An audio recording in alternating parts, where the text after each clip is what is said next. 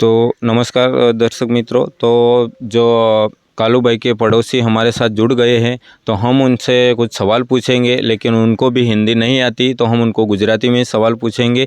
तो શું નામ છે તમારું? દલસિંહ। દલસિંહભાઈ। હા।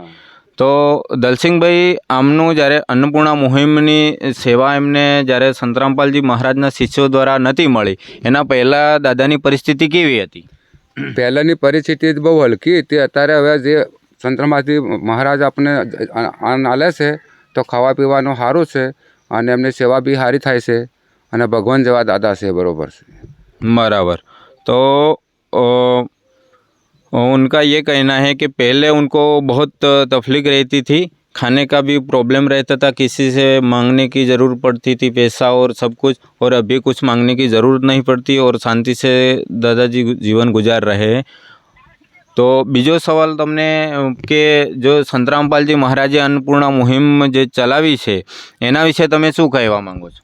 એના વિષયમાં હું કે ભગવાન જેવા છે। હવે એમને કે પેલા બીજા મહારાજો ઘરે ઘરે ભીખ માંગવા આવે અને દાન લેવા આવે, અને આ તો સામેથી આપે ને ખવડાવે છે અને સેવા કરે છે।